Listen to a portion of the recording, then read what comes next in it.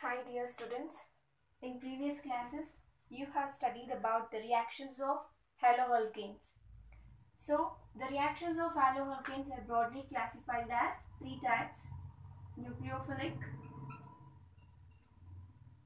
substitution reactions, nucleophilic substitution reactions. Number 2 is elimination reactions. Elimination reactions. So number 3 is reaction with metals. Reactions with metals. So this is the reactions of haloalkanes. So you have studied about the nucleophilic substitution reaction. In that you already studied about stereochemical aspects of nucleophilic substitution reactions. So today's class you are going to study about elimination reactions. Number 2 is elimination reactions. Elimination reactions.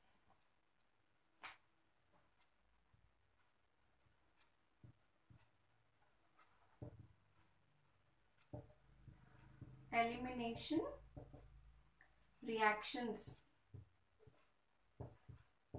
See here, the name itself indicates something which is going to be removed, right? Elimination reactions, something which is going to be removed.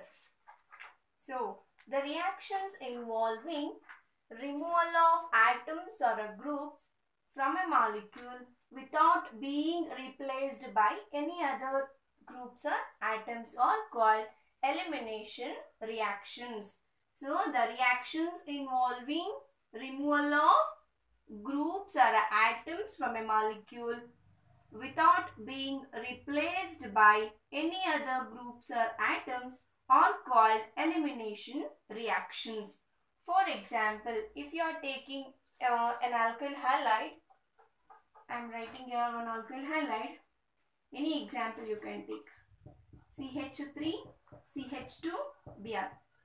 What's the name of this compound? Ethyl bromide or bromoethane. In presence of alcoholic KOH, potassium hydroxide, you will get alkene. CH2 double bond CH2 with the removal of HBr. See here, elimination reaction is nothing but the reactions involving the removal of groups or atoms from a molecule without being replaced by any other atoms or groups are called elimination reactions. See here, I am taking ethyl bromide, I am getting ethene. The number of carbons are same and the hydrogen and halide ion releases as a HBr, hydrogen bromide. This is an elimination reaction. Okay, the alkyl halide, I am writing like this. Okay, alkyl halide CH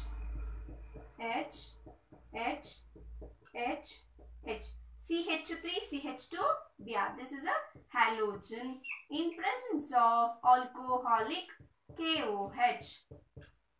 See here, the alkyl halide with a beta hydrogen. See, if the halogen is attached to the carbon, that carbon is called as alpha carbon. So the hydrogen attached to alpha carbon is called alpha hydrogen. So the halogen attached to this carbon, I am calling this carbon as alpha hydrogen and this is beta. Okay. If the halogen attached to this carbon and another carbon is here, that carbon is also a beta carbon and the hydrogen attached to that carbon is called as beta hydrogen. I am writing this product as like this, okay, to indicate which hydrogen is removing, okay. The alkyl halide with a beta hydrogen atom is heated with the alcoholic potassium hydroxide, in which elimination of beta hydrogen in which elimination of beta hydrogen and elimination of alpha halogen takes place, results in the formation of olefins. Results in the formation of olefins. Olefins are nothing but alkenes. Olefins are nothing but alkenes. Olefins. Olefins. What are olefins? Are nothing but only alkenes. Olefins with a removal of HBr. See here. So, when an alkyl halide is heated with alcoholic potassium hydroxide, in which the elimination of beta hydrogen and alpha halogen takes place, results in the formation of olefins. This reaction is also known as dehydrohalogenation. Dehydrohalogenation. Dehydrohalogenation or beta elimination. Beta elimination. So, if they ask what is elimination reaction, what is dehydrohalogenation, what is beta elimination, same thing you have to write. See here, elimination reaction means the reactions which involves the removal of atoms or groups from a molecule without being replaced by any other groups or atoms are called elimination reactions. Dehydrohalogenation. See here, D means removal. Hydro means hydrogen. Halogen means here they have taken bromide. Dehydro, both hydrogen and halogen is going to remove. So dehydrohalogenation. Beta elimination. Beta elimination means here the beta hydrogen is removing. So this is called beta elimination. See, you have to work out the reactions by writing in your notes. So an alkyl halide reacts with alcoholic potassium hydroxide, in which the elimination of beta hydrogen and alpha halogen takes place, results in the formation of olefins. Olefins are nothing but alkenes. Olefins are nothing but alkenes. Alkenes and the removal of HBr. See here, I am taking your ethyl bromide. I am getting ethene here. You should work out. Okay, this is a very easy topic. So the next one is the named reaction.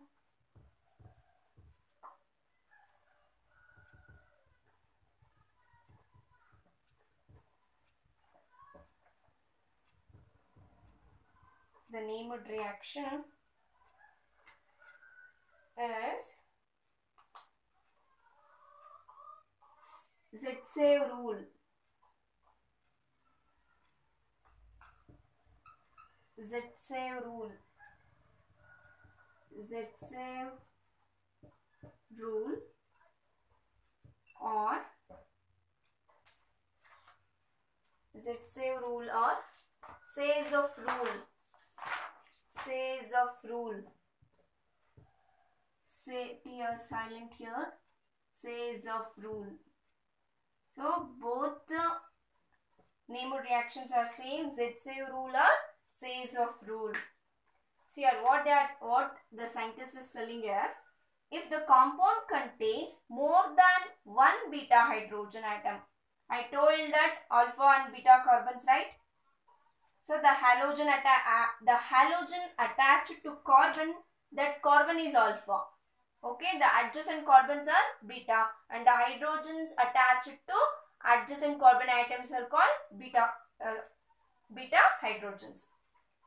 If the compound contains more than one beta hydrogen atom, gives two alkenes. I am getting there two alkenes.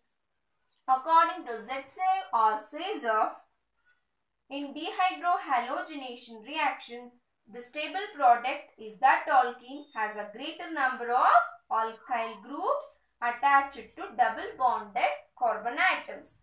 In your syllabus, explain ZCO rule by taking an example of 2-bromopentane.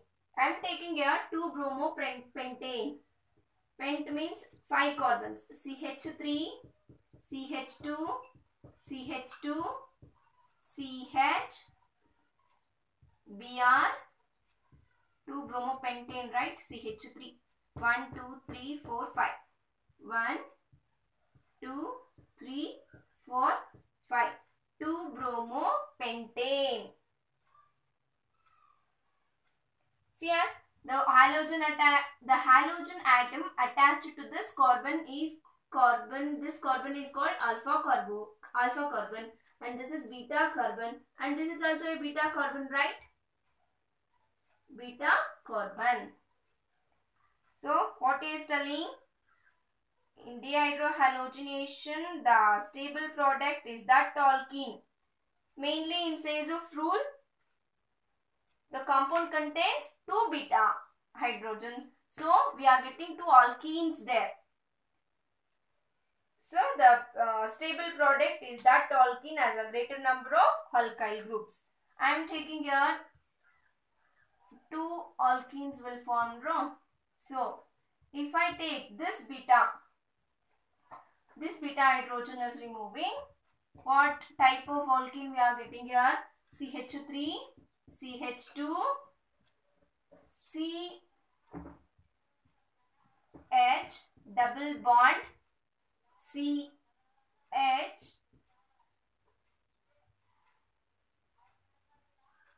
2 CH3. Okay, CH3, CH2, CH double bond, the carbon valency is 4, right? CH single bond, CH3. So if this beta hydrogen is removing, the product is CH3, CH2, CH2, CH double bond, CH2. CH3 single bond, CH2 single bond, CH2, CH double bond, CH2. He is telling that the stable product is that alkene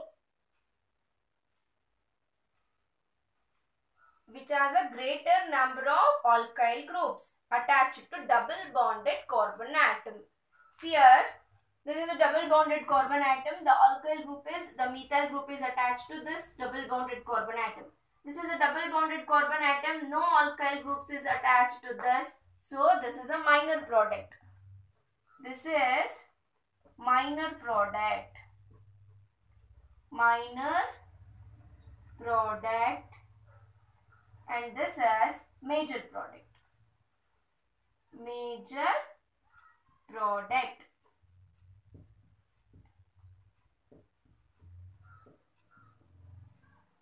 Major product. This is 80%. Major means the quantity is more, 80%. This is 20%. Okay. Sazov rule. What he is going to tell? If the compound contains more than 1 beta hydrogen atom gives 2 alkenes. According to Sazov or ZSEV, in dehydrohalogenation reaction, the stable product is that alkene has a greater number of alkyl groups attached to double bonded carbon atom.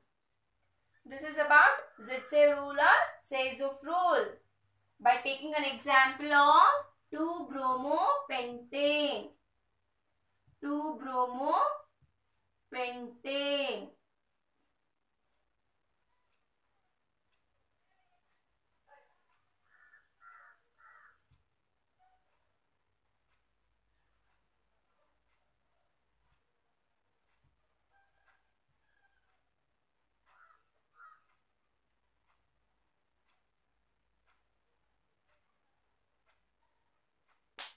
See students, you have to work out all the reactions by writing your notes.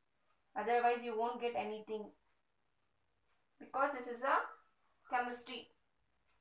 Evaporate. subject, evaporated subject, okay?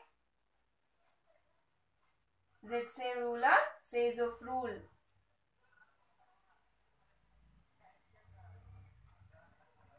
This is about elimination reaction. The last one is reaction with metals. Reaction with metals.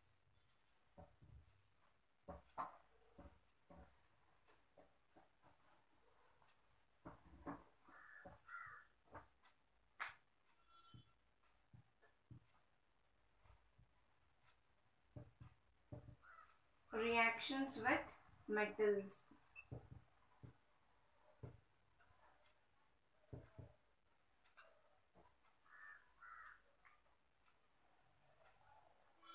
When an alkyl halide reacts with certain metals to form a compounds containing carbon metallic bonds, such compounds are called as organometallic compounds. Organometallic compounds. Organometallic compounds. See here, when an alkyl halide reacts with certain metals means I am taking magnesium, to form a compounds containing carbon metallic bonds. Or is nothing but alkyl groups. In alkyl groups carbons is there, no? Or MgX. Organometallic compounds in presence of dry ether. See here, when an alkyl halide reacts with certain metals to form a compounds containing carbon metallic bonds, such compounds are called as organometallic compounds or MgXs. Grignard reagent. The general formula of Grignard reagents are RMgX. Grignard reagent. Grignard reagent. See, RMgX, alkyl magnesium halide. What is Grignard reagent means? Alkyl magnesium halide. What is the general formula of Grignard reagent? RMgX. If I take anything in place of CH3Cl plus magnesium in presence of dry ether, I will get here CH3MgCl. This is methyl magnesium chloride. Methyl magnesium chloride. If I take here ethyl chloride plus Mg, ethyl magnesium chloride.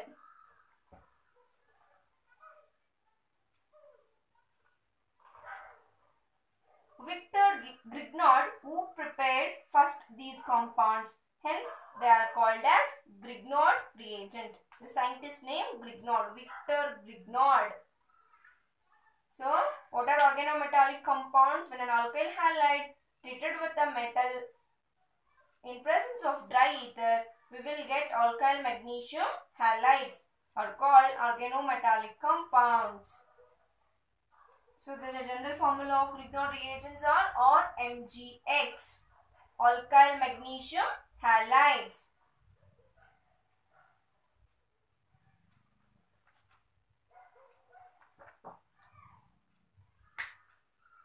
See here, this Grignard reagent are very reactive against protons, gives alkanes. Grignard reagent, what is the general formula of Grignard reagent? RMgX. These Grignard reagents are very reactive towards protons. If I treat Grignard reagent with water, we know that water dissociates to give H plus and OH minus. Here is a proton, H plus ion, to give what? To give alkanes or H plus MgOH Br. This is methane. Sorry, this is a RH. This is a alkane. If I take if I take, wait a minute, if I take in place of or,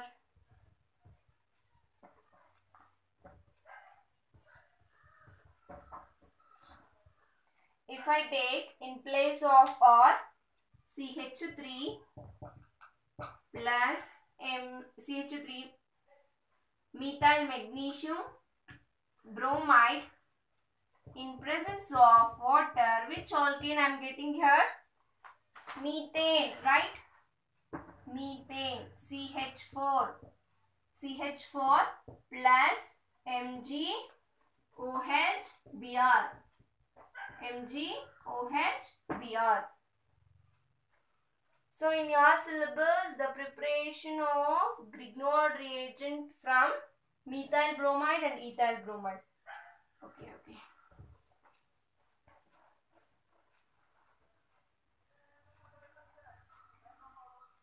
Methyl bromide. I am taking here methyl bromide treated with a magnesium in presence of dry ether. In presence of dry ether, I am getting here methyl magnesium bromide. This is a Grignard reagent, right? Methyl magnesium bromide. So in your syllabus, how we can prepare the Grignard reagent from methyl bromide means methyl, just join the Mg in between of CH3 and Br, you will get the final product. If I take ethyl bromide, C2H5Br plus Mg gives rise to, in presence of dry ether, C2H5 MgBr. This is ethyl magnesium bromide, dry ether. What happened? My pen is not writing. Okay. This is about reactions with metals. Grignard reagent. What is a Grignard reagent? What is the example of Grignard reagent? How we can prepare methyl magnesium bromide? How we can prepare ethyl magnesium bromide? If you know the general formula of Grignard reagent, you can write all these. Okay, the last today's is Woods reaction. The name of reaction is Woods reaction. Repeated question. Woods reaction.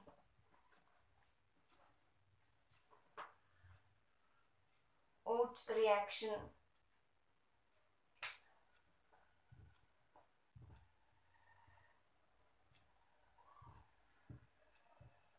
Woods reaction.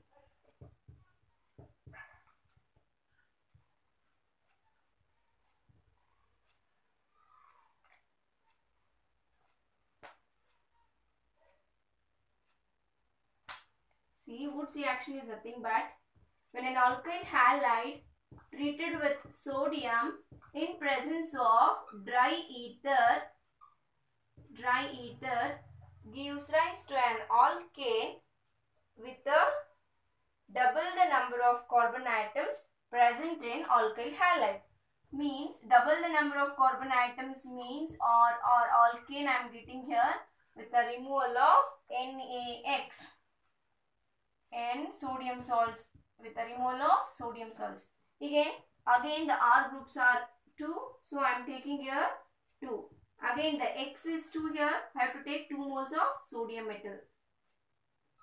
So the Woods reaction, what is going to tell is the alkyl halide reacts with sodium in presence of dry ether, gives rise to an alkane with double the number of carbon atoms present in an alkyl halide. If I take in place of or CH3Cl plus sodium metal gives rise to CH3. Same, ethane. I am taking here methyl chloride, I am getting here ethane. Okay, so you have to take 2 moles. Woods reaction means 2 moles of alkyl halide, 2 moles of sodium metal in presence of dry ether, same, you will get an alkane with a removal of NaCl, salt, sodium chloride. Sodium chloride. This is about your Woods reaction. When an alkyl halide treated with a sodium metal in presence of dry ether gives rise to an alkane with a double the number of carbon atoms present in alkyl halide. If you take 2 moles of ethyl chloride, means C2H5Cl plus 2 moles of sodium gives rise to, double the number means C2 means C4, CH3 butane I am getting here, butane I am getting here with a removal of NaCl, C2, C4 I will get, C1 is here, C2 I am getting here. This is about your Woods reaction. So the last topic is importance of dry ether. Importance of dry ether. Okay. Importance of dry ether.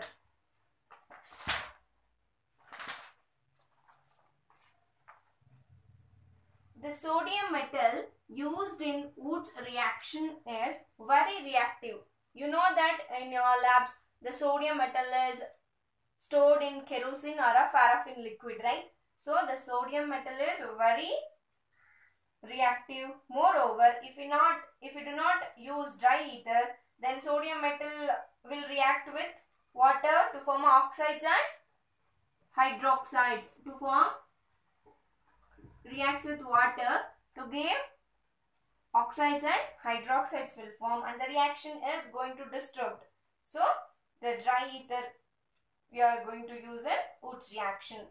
So in presence of sodium, or sodium in presence of dry ether. Why we are using dry ether in presence of sodium means sodium metal is very reactive. Moreover, if you do not use dry ether, then the sodium metal will react with water to form oxides and hydroxides and disturb the reaction.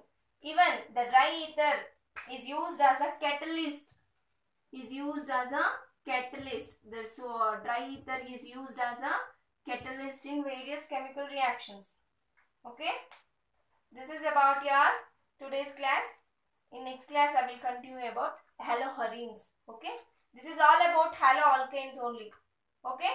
In 2 classes maybe your chapter will got over haloalkanes and haloarenes. Later we can move on to next lesson. Okay.